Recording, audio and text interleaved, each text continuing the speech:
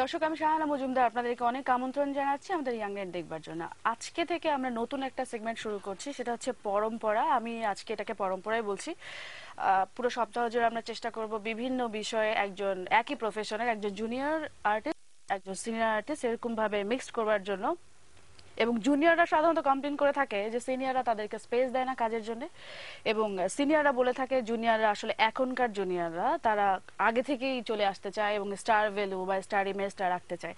So আমরা চেষ্টা করব এরকম একই প্রফেশনের দুজনকে আনবার জন্য, এবং এই দুজন তারা কি ধরনের কমপ্লেন করে একে অপরের প্রতি সেটা আমরা বের করার চেষ্টা করবো। সবসময় কমপ্লেন করবে তা না, আবার ভালো রিলেশনও হতে পারে। ওকে, আমরা আজকে এ বিষয়ে কথা বলবার জন্য স্টুডিওতে গেস্ট হিসেবে ইনভাইট করেছি বিখ্যাত ভাস্কর মৃণাল হক, এবং অবশ্যই তিনিও বিখ্যাত এখনই, আবার আরো বিখ্যাত হবে ভাস্কর সুমন। আপনাদেরকে অসংখ্য আমন্ত্রণ জানাচ্ছি আমাদের প্রোগ্রামে আসবার জন্য।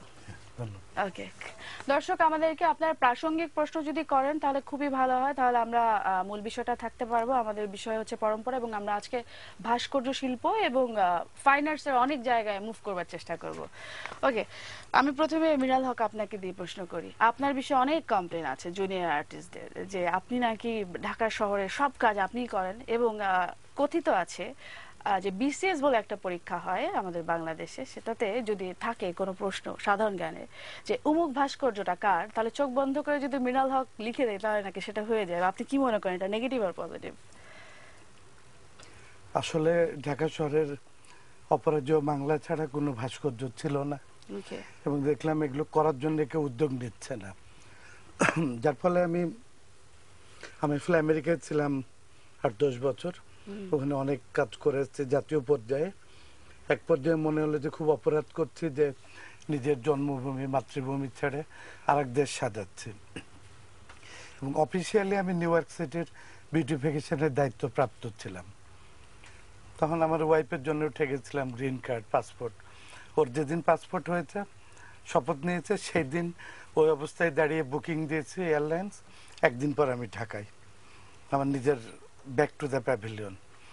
এবং আমি শুরু করে দিয়েছি যে আমার নিজের দেশের প্রতি দায়িত্ব, বা যে দেশ আমাকে জন্ম দিয়েছে, পরিচয় দিয়েছে, সেখানে আমি কাজ শুরু করেছি।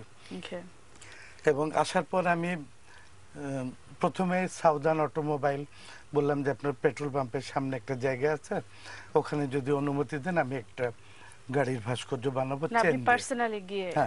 পার্সোনালি মুভ করেছি। তারপরে ওনারা বললো আমরা পেট্রোল পাম্প গ্যাস বেচি, আপনার চেনের গাড়ি দিয়ে আমি কি করবো? আমি বানিয়ে দিচ্ছি আমার পয়সা দিয়ে, আপনাদের পয়সা দিয়ে। আচ্ছা, আমি কি আপনাকে প্রথমে একটু বিরক্ত করব? একদম খুব জলদি আমাদের একটা ফোন এসেছে, তো আমি ফোনটা একটু নিয়ে নিই। ওকে দর্শক, আপনার নাম বলে প্রশ্ন করুন। হ্যালো, আসসালামু আলাইকুম। জি, ওয়ালাইকুম আসসালাম। হ্যালো, আসসালামু আলাইকুম। ওয়ালাইকুম আসসালাম, আমি শুনতে পাচ্ছি, প্রশ্ন করুন। আসলে সৌদি আরব থেকে ফোন করছিলাম। তো সর্বপ্রথমে আমি আপনাদেরকে একটা জিনিস জানাতে চাই যে আমাদের বাইরে যে সৌদি আরব থেকে আপনাদের লাইভ অনুষ্ঠানে অনেক চ্যানেলে লাইভ অনুষ্ঠানে ফোন করতে চাই, বাট সেক্ষেত্রে আমাদের এই ফোনটা লাইনটা আর কি ঢোকানো সম্ভব হয় না, কেননা এটা আপনাদের স্টুডিওতেই বন্ধ থাকে কিনা জানি না। তারপরেও আর কি আমার মানে এইটাই আর কি সবচেয়ে বেশি কোশ্চেন, যে আমাদের ফোনগুলোকে কেন রিসিভ করা হয় না। ওকে ওকে দর্শক, আপনার কি প্রশ্ন এটা ছিল? কোনো প্রশ্ন আছে রিলেটেড টপিকসে? ওকে, আপনার আমাদের আজকে বিষয়টার নাম হচ্ছে পরম্পরা, আমরা ভাস্কর্য শিল্প নিয়ে কথা বলছি। আপনার কি রিলেটেড কোনো প্রশ্ন আছে? ওকে, লাইনটা কেটে গেছে। আমি আপনার খুব বুঝতে পারছি আপনাদের ফোন কেন না হয় না। আমরা আসলে সর্বোচ্চ চেষ্টা করি, হয়তো মাঝে মাঝে পাই না, যেমন আজকে আপনি পেয়ে গেছেন।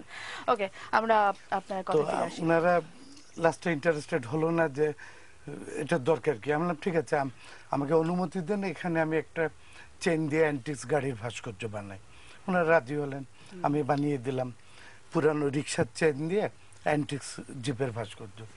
পরে খুশি হয়ে ওনারা বললেন আমরা কিছু শেয়ার করলেন, এবং পত্রিকায় যখন প্রচুর কভারেজ আসলো, টিভিতে পত্রিকায়, ওনারাও খুশি হলেন।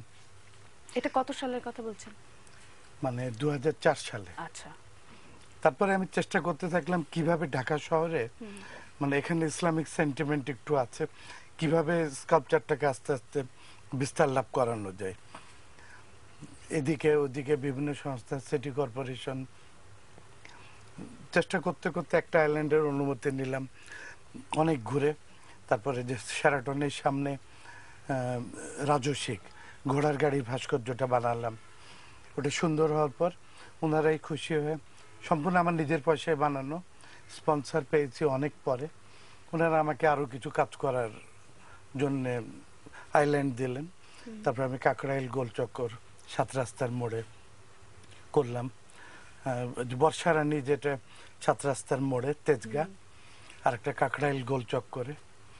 তারপরে এইভাবে দেখি যে অনেক আইল্যান্ড পড়ে আছে, 2-3 বছর কোনো কারো আগ্রহ নাই। এবং ওই যে বঙ্গবাজারে যেটা পড়ে আছে ওখানে পুলিশ ডিপার্টমেন্টকে দিয়েছিল, ওরা 4 বছর ফেলে কিছু বানালো না। হেরিটেজ নামে একটা ফার্মকে দিয়েছিল, ওরাও 4 বছর ফেলে রেখে কিছু বানালো না। আমি বললাম আমাকে অনুমতি দেন, আমি 1 মাসের ভিতর মুক্তিযুদ্ধের ভাস্কর্য বানাবো। অনুমতি পাওয়ার পর আমি ঠিক 1 মাসের ভিতর মুক্তিযুদ্ধের ভাস্কর্য এবং বিশ্ব শান্তির উপরে, মানে একটা 40 ফিট রাইফেল, তার আগেতে নলে গিট বাঁধা, মানে গুলি বা যুদ্ধবন্ধ, তার উপরে গ্লোব, 2টা পায়রা, আর নিচে মুক্তিযোদ্ধা, এটা আমি বানিয়ে ফেলি।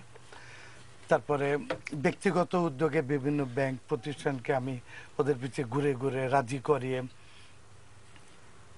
এভাবে আর কি আমার কাজগুলো করে। যেমনি পুরানো এয়ারপোর্টে দেখবেন প্লেনটার পাশে বিশাল একটা ঈগল পাখি, আমি গেছি যে বলেছে যে এখানে প্লেনের পাশে আপনাদের তো বিমান বাহিনীর সিম্বল ঈগল, এখানে একটা ঈগলের ভাস্কর্য হলে বোধহয় সুন্দর হতো। পরে ওনারা চিন্তা ভাবনা করে ডিসিশন নিলে বানিয়ে দিলাম। তারপর এয়ারপোর্ট গোল চক্করে একটা মাজার টাইপের জিনিস বানানো ছিল, মানে কোনো কিছুই না, বিশাল স্ট্রাকচার। পরে আমি অনেক ঘুরে ঘুরে ওই স্ট্রাকচার ভাঙানো এবং ওখানে লালনের ভাস্কর্য বানানোর অ্যারেঞ্জমেন্ট করলাম। পরবর্তীতে তো লালন বানাতে যে এটা ভেঙে ফেলা হলো আর কি। ভেঙে ফেলা মানে হুজুরাও ভাঙতে আসছে, সঙ্গে সঙ্গে সরকারও নিজের পজিশন রক্ষা করতে। এই বিষয়টাতে আমার প্রশ্ন আছে, আমি আপনার কাছে ফিরে আসবো। আমি একটু সুমনকে একটু সুযোগ দিই। সুমন, আপনার মানে আপনি তো শুনলেন মিনাল হক কি বললো, আপনার কি আছে কমপ্লেন, কোনো কিছু আছে কিনা যে ঢাকা শহরে সব ভাস্কর্য ওনার, আপনাদের নেই কেন? দাদার প্রতি আমার কোনো কমপ্লেন নেই, আমার কমপ্লেন আসলে সিস্টেমটার প্রতি। ওকে, আসলে বিউটিফিকেশন করার জন্য একজন আর্টিস্টকে যদি কমিশন ওয়ার্কের পিছনে দৌড়াতে হয়, তাহলে সে ক্রিয়েটিভ ওয়ার্ক করবে কখন? এটা একটা প্রসেস থাকা উচিত ছিল যে আসলে আমাদের এখানে ভালো কাজ কারা করে। সেটার জন্য ধরেন যারা পেশাগতভাবে এখানে বিশেষজ্ঞ, আমাদের ধরেন ইউনিভার্সিটির স্কাল্পচার ডিপার্টমেন্টের টিচাররা আছেন, বা আমাদের এখানে দাদাদের মতোই হয়তো পুরাতন অনেক ভাস্কর আছেন, তারা বেশ বিখ্যাত। এবং তারা আসলে ধরেন, আমি একটা জিনিস আসলে পিছন থেকে শুরু করতে চাই। ধরেন আমাদের 70 সাল পর্যন্ত নভেরা আহমেদ যখন ভাস্কর্য করতেন, তখন কিন্তু পেইন্টিং চেতে আমাদের স্কাল্পচার দিয়ে বেশি পরিচিত ছিল আমাদের ফাইন আর্ট। হঠাৎ করে এই ধারাটা ব্রেক করছে। এখন নভেরা কি করতেন? নভেরা কিন্তু বেশিরভাগ সময় নিজের কাজগুলো করতেন, আর লোকেরা, সেটা সরকারি বা বেসরকারি প্রতিষ্ঠান, সেগুলোকে কালেক্ট করতেন। তো হঠাৎ করে দেখা যাচ্ছে যে 80 সালের পর থেকে এই সিস্টেমটা কোলাপস করছে। আমি জানি না, এটা অতটা ইতিহাস তো আমার জানা নেই, সম্ভবত এটা যেটা হচ্ছে যে একটা মোরাল চেঞ্জ আসছে আমাদের সোসাইটিতে। এখানে পেইন্টিংটা ধরেন অ্যাবস্ট্রাক্ট আর্ট আসার পরে, যার দাদা যেটা বলেন, ওই ইস্যুটার মধ্য দিয়ে এখানে লিঙ্ক করছে যে ইসলামিক চিন্তা ভাবনা বা ধর্মের স্কাল্পচার সম্পর্কে ধর্মের মধ্যে এক ধরনের মিস কনসেপ্ট আছে। কারণ সৌদি আরবে স্কাল্পচার আছে, বা মিডল ইস্টের অনেকগুলো ইসলামিক কান্ট্রিতেও স্কাল্পচার আছে, কিন্তু আমাদের এখানে যেটা হচ্ছে একটা প্রোপাগান্ডা করা হয়েছে স্কাল্পচারের এগেনস্টে। এই প্রোপাগান্ডা করার কারণে যারা আমাদের এখানে পোটেনশিয়াল বায়ার, বা ধরেন যারা পৃষ্ঠপোষক হবে, সরকার বা বেসরকারি প্রতিষ্ঠান, বড় বড় সংস্থাগুলো, তারা কি করলো, স্কাল্পচার থেকে শিফট করলো। মুর্তজা বশীর স্যাররা যখন অ্যাবস্ট্রাক্ট আর্ট শুরু করলেন, যেখানে যেহেতু নন ফিগারেটিভ ওয়ার্ক, তো তারা এটা সহজে প্রমোট করলো। এখন কি হয়, একটা দেশে একটা আর্ট ওয়ার্ল্ড তৈরি হয়। তো 80 সালের পর থেকে দেখা যাচ্ছে যে আমাদের স্কাল্পচার যে আর্ট ওয়ার্ল্ডটা ডমিনেট করতো, সেটা হঠাৎ করে শিফট করে পেইন্টিং এ চলে গেল। আর দাদা এরপর দাদা আসলেন, যেটা শুরু করলেন, সেটা আসলে দাদা নিজেই বলছেন যে এটা পার্ট অফ বিউটিফিকেশন। আমি এটাকে আসলে পিওর স্কাল্পচার প্র্যাকটিস বলতে পারতেছি না। এখানে আর কি আমার ব্যাপারে, যে আমরা আসলে ধরেন আমি কি কখনোই করব একটা কমিশন ওয়ার্ক নাকি একটা ক্রিয়েটিভ ওয়ার্ক করব? আমার কাছে যখন আমি প্রশ্ন করি, তখন আমার মনে হচ্ছে যে আমি মাস্টার্স করতেছি নিশ্চয়ই কমিশন ওয়ার্ক করার জন্য না, মানে আমার ওয়ার্কটাই যাতে কেউ সংগ্রহ করে, নাহলে তো আর্ট দাঁড়াবে না। আসলে স্কাল্পচার আলটিমেটলি যেটা হচ্ছে যে 70 সালের পর থেকে স্কাল্পচার নিচের দিকে চলে গেছে, স্কাল্পচার হয়নি সেটা। তাই না? কিন্তু মিনাল হক উনি যেটা বলতে চাচ্ছেন সেটা হচ্ছে আমাদের উনি তো বাংলাদেশে আসার পরে আসলে দাঁড়ে দাঁড়ে গিয়ে তারপর কাজ খুঁজে বলেছে না, যে আমি আমি এটা হকারি করেছি, কারণ হ্যাঁ সেটাই। যে দেশে স্কাল্পচার কি, রাস্তায় যে স্কাল্পচার হতে পারে, মোড়ে স্কাল্পচার হতে পারে, ঝর্ণা হতে পারে, বিল্ডিং এর সামনে ভাস্কর্য হতে পারে, এই কনসেপশনটা কারো ছিল না। এবং সবার ধারণা যে ভাস্কর্য মানে মূর্তি। মূর্তি সেটাকেই বলা যায় যেটা হলো যিশু, কালী, সরস্বতী, গণেশ, যেটাকে পূজা করা যাবে সেটা কিন্তু মূর্তি। আর যেটাকে পূজা করা যাবে না এটা কিন্তু মূর্তি না। কারণ আমার বক বা যে অপরাজয় বাংলাকে কাউকে দিলে কেউ পূজা করবে না, পূজা হবে না। পূজা করতে গেলে কিন্তু কালী বা সরস্বতী দরকার। তো এইটা কিন্তু কেউ বুঝে না, যেহেতু 3 ডাইমেনশনাল দুটাই, সবাই ধরে নেয় যে ভাস্কর্যটা মূর্তি। এবং আমাদের দেশের হুজুররা আসলে একই লাইনে পড়ালেখায় ব্যস্ত থাকেন, ওনারা সাধারণ জ্ঞান থেকে একটু দূরে থাকেন থেকে ওনারা ডিফারেন্সটা চিন্তা করে বোঝার মতো ওনাদের হয়নি। সাধারণ এডুকেশন বা জ্ঞানটা থেকে ওনারা একটু দূরে আছে। আর দ্বিতীয় কথা, এই দেশে তো মুসলিম রাষ্ট্র হিসেবে বা মুসলমানদের কথা বলতে যে সবাই ভাস্কর্য বা ছবি আঁকতে গেলেও আমাদের সচিব লেভেলে উপর মহলে তারাও বলে যে এখানে মানুষের ছবি দেন না, প্রজাপতি পাখি দেন না, হরিণ দেন না, ফেরেস্তা আসবে না। যে দেশে এই কনসেপশন যে আমরা একটা হরিণ পাখি আঁকতে পারি না, লতা পাতা গাছ দিয়ে মুরাল করে দেন, সেখানে তো আমাকে আগে মানুষের মগজ ধোলাই দিতে হবে, তাদেরকে ব্রেন চেঞ্জ করতে হবে। চায়ের ব্যবসা করতে গেলে আমাকে চা খাওয়াই চায়ের অ্যাডিক্টেড করতে হবে। সেমনি আমি স্কাল্পচারটাকে মার্কেটিং করার জন্য মতিঝিলে বক পাখি বানিয়েছি বিমানের সামনে 88 সালে। তারপরে যে শেরাটনের সামনে ঘোড়ার গাড়ি, 7 রাস্তার মোড়ে ময়ূর, তারপরে যে প্রধানমন্ত্রী কার্যালয়ের সামনে যে ঝিনুক মুক্তার ঝর্ণা রত্নদ্বীপ, তারপরে যে মিন্টু রোডে আছে। না আমি তো ইনফ্যাক্ট প্রথমে বললাম যে বিসিএস চোখ বন্ধ করে আপনার নাম দেয়া যাবে, সো আসলে আপনার বলার দরকার নেই। এটাকে আসলে আমি পপুলার, আমি একটা কথা বলি, এটা আর্ট পিস হোক আর যাই হোক, আমি স্কাল্পচার জিনিসটাকে সমাজে ইন্ট্রোডিউস করতে চাইছি। এটার জন্য আপনি যেভাবে রাজি হয়েছে আপনি আসলে সেটাই করেছেন, তাই কি? এখন কেউ যদি অতি জ্ঞানী রুচিশীল লোক হয়, উনি বলে যে অ্যাবস্ট্রাক্ট ফর্মে, তখন করে দিই। কেউ যদি বলে না 2-4টা ঠ্যাং দেখা যাচ্ছে না মুরালে, এটা হরিণ হয়নি, তাকে জঙ্গলের ভিতর হরিণ যাচ্ছে, 4টা ঠ্যাং বের করে দেখাতে হয়, 2টা চোখ, শিং দেখাতে হয়। এরকম লোকও আমাদের আছে। তার মানে আপনি আসলে মোটামুটি না, আপনি পুরোপুরি স্বীকার করছেন আপনি আসলে এটা বিক্রি করেছেন আমি স্কাল্পচারটাকে পপুলার করার জন্য ঢাকা শহরে হাত দিয়েছিলাম। পুরো ঢাকা শহর মোটামুটি কাজ করেছে। এবং আমার মনে হয় যে কোনো আর্টিস্ট যদি চায়, তারা অনেক জায়গায় পড়ে আছে, নিজে উদ্যোগ নিয়ে তারা এখনো কাজ করতে পারে। এরপর যদি আমি আরো 30টা ভাস্কর্য মোড়ে মোড়ে বানাই, তখনও কিন্তু একই কথা বলবে। কিন্তু খুঁজে বের করলে কিন্তু এখনো 30টা কাজ করার মতো স্পট আছে। তার মানে আপনি বলতে চাচ্ছেন আর্টিস্টদের যদি জুনিয়র বা যে কারো যদি কমপ্লেইন থাকে তাহলে বাকি জায়গা আছে, একটু সাহস করতে হবে, ওগুলোকে তাদের করতে হবে, একটু সাহস করে আগাতে হবে। আগিয়ে একটা আইল্যান্ড বা কোথাও যাদের আইল্যান্ড, যাদের অনুমতি নিতে হবে, নিয়ে আপনি নিজ চেষ্টায় বানালেন, নিজ চেষ্টায় না পারলেন স্পন্সরের চেষ্টা করবেন। স্পন্সর পাওয়াটা খুব টাফ, যেটা আমি পাইনি, কিন্তু তারপর ট্রাই করতে হবে, তাই তো? আচ্ছা, আমাদের সঙ্গে একটা ফোন আছে, ফোন নেই। তারপরে মিনালয় যেটা বললাম, আমি এটা কিন্তু আপনাকে ধরতে আসছি খুব তাড়াতাড়ি। ওকে দর্শক, আপনার নাম বলে প্রশ্ন করুন। হ্যালো, জি দর্শক। জি, আমার নাম হচ্ছে সোহাগ। ওকে, আমি মহাখালী থেকে বলছিলাম। জি প্রশ্ন করুন। জি, আমার প্রশ্নটা হচ্ছে ওনার অনেক শিল্পই আমি দেখেছি এবং ওনার অনেক নাম শুনেছি। এর জন্য ওনাকে, ঢাকা শহরটাকে সাজানোর জন্য ওনাকে অসংখ্য ধন্যবাদ। কিন্তু সমস্যা হচ্ছে, আমার মনে হচ্ছে যে এখানে অবশ্যই মানে উনি একা করছে না। আমার আন্দাজটা কি ঠিক আছে? একা একটা কাজ করতে গেলে আমার সাথে সহযোগী আর্টিস্ট থাকে, হেল্পিং হ্যান্ডস থাকে। আসলে ব্যাপারটা এরকম যে এখানে অনেক আর্টিস্ট আছে, এখানে অনেক আর্টিস্ট আছে। তো মনে করেন সারা বাংলাদেশে এত আর্টিস্ট, তো আপনার নামটাই কেন বারবার ফ্ল্যাশ হচ্ছে? আপনি অন্য কোনো আর্টিস্টের নাম এখন শোনা যাচ্ছে না। যে কোনো আর্টিস্ট কিছু কাজ করানো হলেই বলা হচ্ছে যে মিনাল হকের হাতে কাজ করানো হয়েছে।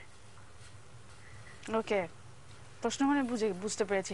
আচ্ছা, আমরা এটা উত্তরটা পরে নিই, আমরা একটা ছোট ব্রেকে যাই। আমি উদ্যোগ নিয়ে কাজ করছি, কাজ হচ্ছে, কাজ করছি। আমার সাথে আর্টিস্ট আছে, হেল্পিং হ্যান্ড আছে, মিস্ত্রি আছে, ওয়েল্ডিং মিস্ত্রি আছে, কাটিং মিস্ত্রি, 30-40 রকম হ্যান্ডস আছে যারা বিভিন্ন কাজে সহযোগিতা করে, এবং এটা কিন্তু প্রয়োজন আছে। একটা কাজ করতে গেলে কিন্তু আপনার বিভিন্ন রকম হ্যান্ডস লাগবে, এছাড়া আপনি কাজ করতে পারবেন না। তো আমার সাথে হ্যান্ডস আছে, আর্টিস্ট আছে। কনসেপ্ট যার তার নামই হবে। আচ্ছা, আমরা একটা ছোট ব্রেকে চলে যাই, খুব তাড়াতাড়ি ব্রেক থেকে ফিরে এসে তারপর কথা বলবো। দর্শক সঙ্গে থাকুন, ছোট একটা ব্রেকে যাচ্ছি।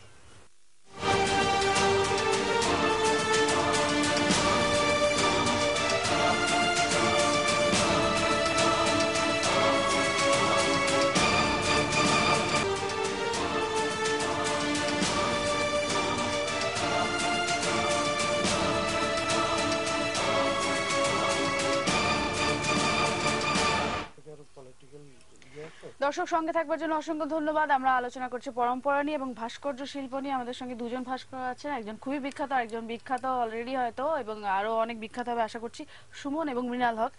তারা আমাদের শোর আগেই আলোচনা করছিল, ওখানে আপনারা মানে লাইক মৃণাল হক, আপনি যে প্রসঙ্গে ছিলেন তার থেকে সুমনের কাছে আমি চলে যাই, কারণ আপনারা রেকর্ডিং এর পরে আপনারা কথা বলছেন। সুমন বলছিল আপনার অনেক লবিং আছে, এই বিষয়টা কি?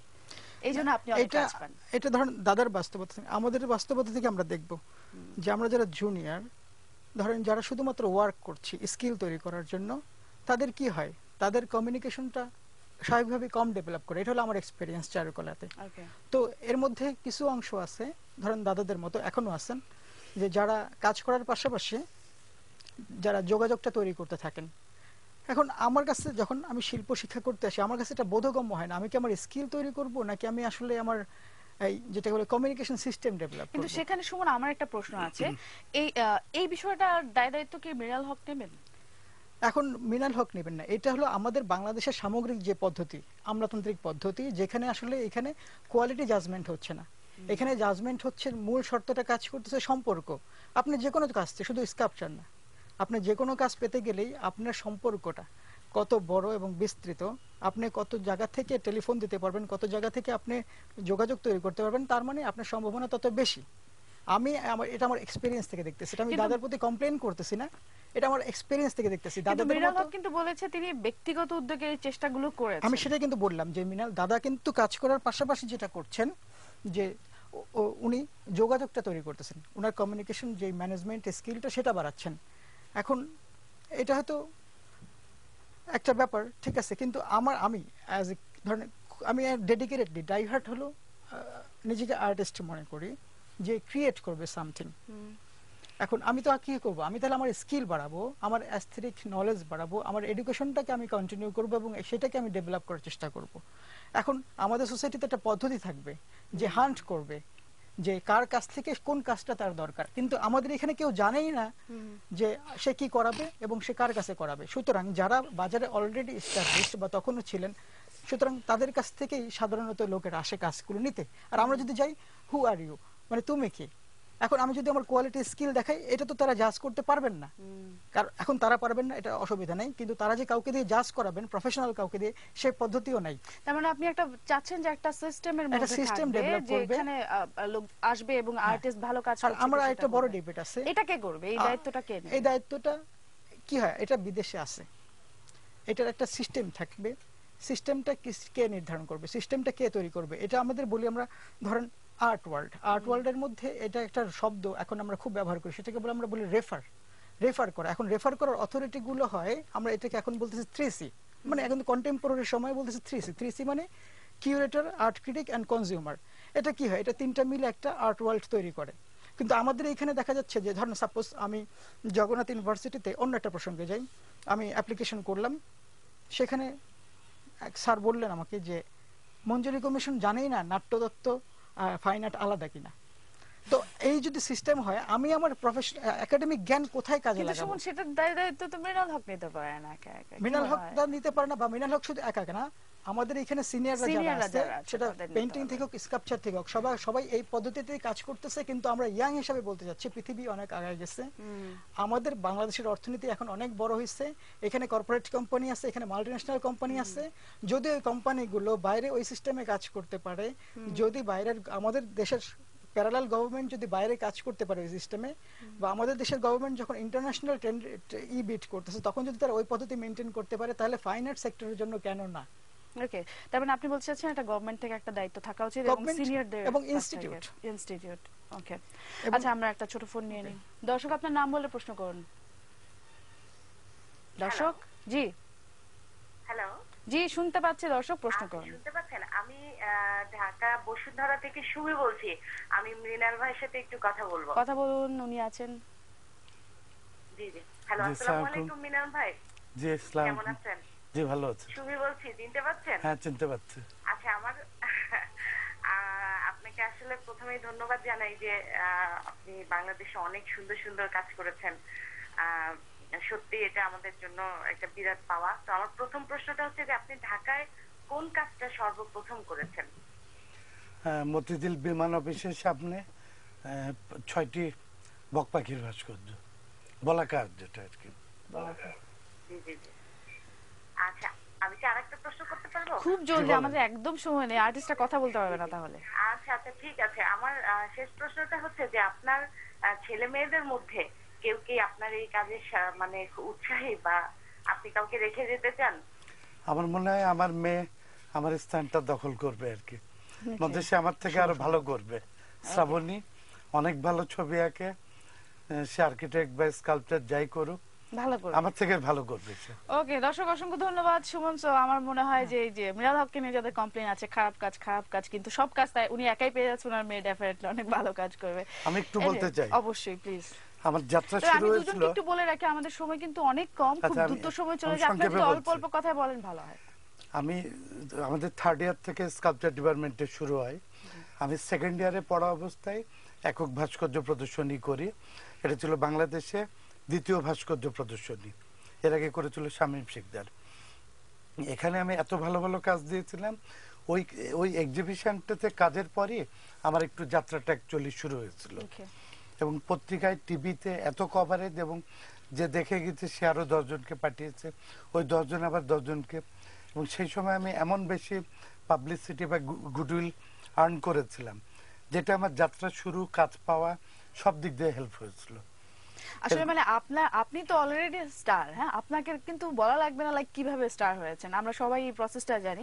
আপনি আমাদেরকে মানে আপনার কাছ থেকে আমরা যেটা জানতে চাই সেটা হচ্ছে সুমন একটা ফরম্যাটের কথা বলেছে, আপনি এটার সঙ্গে কতটুকু একমত, এবং আপনি কি মনে করেন কিনা যে এরকম ফরম্যাট থাকা উচিত আমাদের ইনস্টিটিউট আসলে বা সত্যি কথা বলি, আপনি ও যেটা ভাবছে, ও গেলে দেখা যাবে যে আমাদের সিনিয়ররা যারা পজিশনে নিজস্ব কিছু ছেলে পেলেকে ওখানে প্লেস করে দিবে, যারা প্রতিভাবান এদেরকে ভিড়তে দিবে না। কোথাও একটা বড় কাজের টেন্ডার হয়েছে, সাপোজ ধরলাম কোন এক বিখ্যাত ব্যক্তির ভাস্কর্য, তারা ওখানে যে তারা কমিটির হত্যাকর্তা, সবকিছু হয়ে যাবে।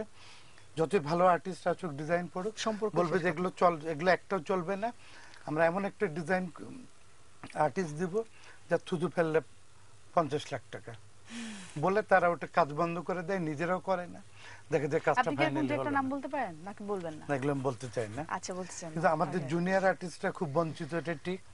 আমি আমাকে দোষ দিচ্ছি না, তবে ছোট ভাইদের জন্য আমি হকারি করে বেরিয়েছি। আজকে যে আমি সারা দেশে মানে মোজাইক পেন্টিং আমি 77 সালে এদেশে শুরু করি, পপুলার করি, এবং সারা বাংলাদেশের আর্টিস্ট এখন মুরাল বা মোজাইক পেন্টিংটা করছে, যেটা আমি 77 সালে শুরু করে পপুলার করেছিলাম।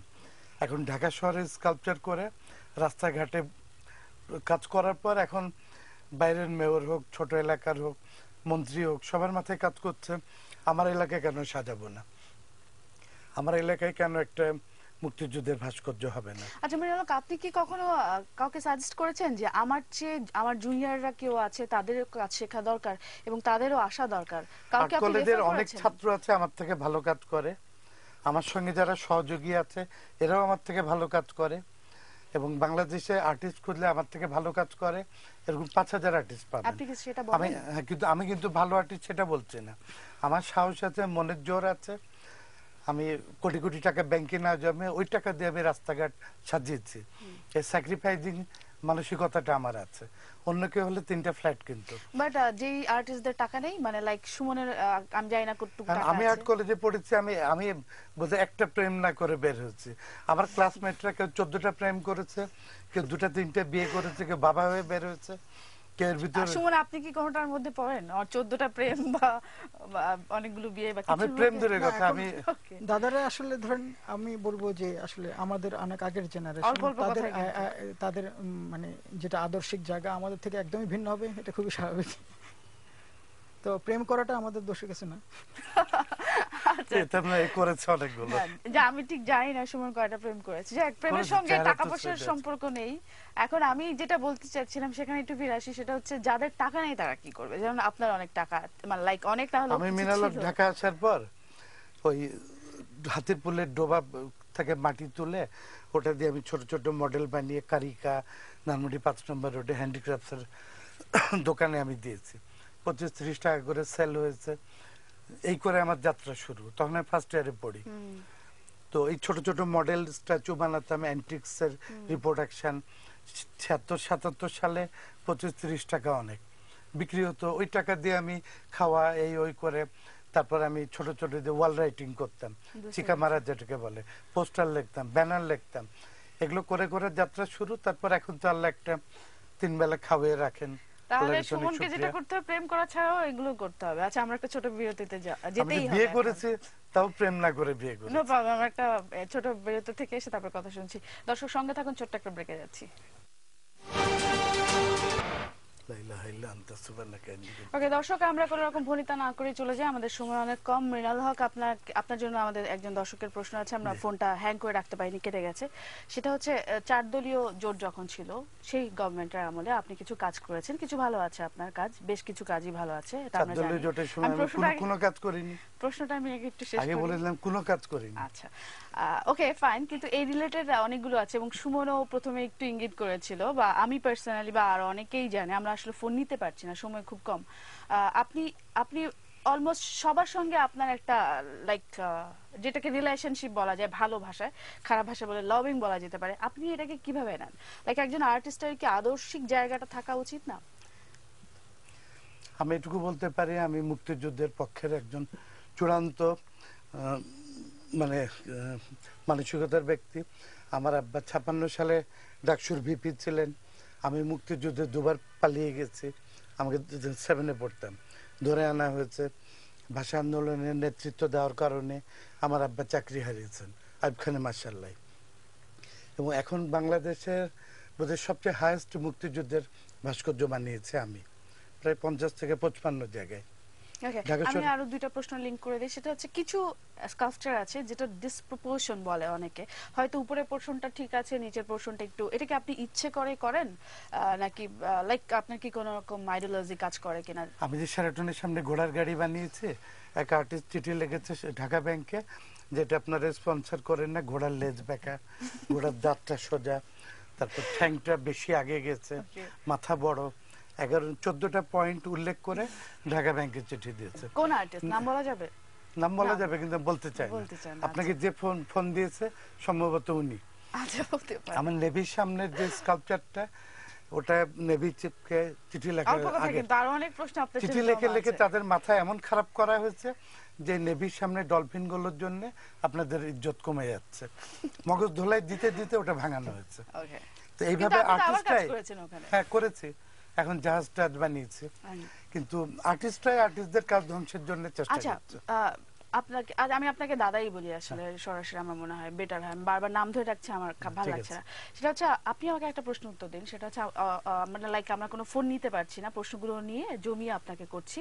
আপনি যেটা বললেন যে লালন ভাস্কর্য আপনি ভেঙে লাইক তৈরি করেছিলেন, তারপর এটা আবার ভাঙা হলো গভর্নমেন্ট থেকে, কারণ হুজুরদের একটা ডিমান্ড ছিল, মানে মোল্লাদের একটা ডিমান্ড ছিল। পরবর্তীতে যে আল্লাহ ভাস্কর্যটা, সেটা আপনি নিজেই তৈরি করেছেন। ওকে, তা আপনার কাছে কি মনে হয় না যে এটা আপনার এটা কিন্তু আদর্শগত আল্লাহ জায়গাটা? ভাস্কর্য না, এটা কিন্তু আমাদের স্মৃতিসৌধটাকেই একই ফর্মটাকে বানানো, জাতীয় আপনি স্মৃতিসৌধটাই এই কিন্তু স্যাক্রিফাইসটা বানানো। কেন করেছেন? মানে আপনি কারণ- লালন বানালেন, আপনি আমার যতটুকু মনে পড়ে আপনি বলেছিলেন যে আর্টিস্টদের প্রোটেস্ট করা উচিত এই বিষয়টা নিয়ে, কিন্তু পরবর্তীতে আপনি আবার এরকম একটা স্কাল্পচার। ওই জায়গাটা বেদখল হয়ে গেছিল 5 জনের কাছে।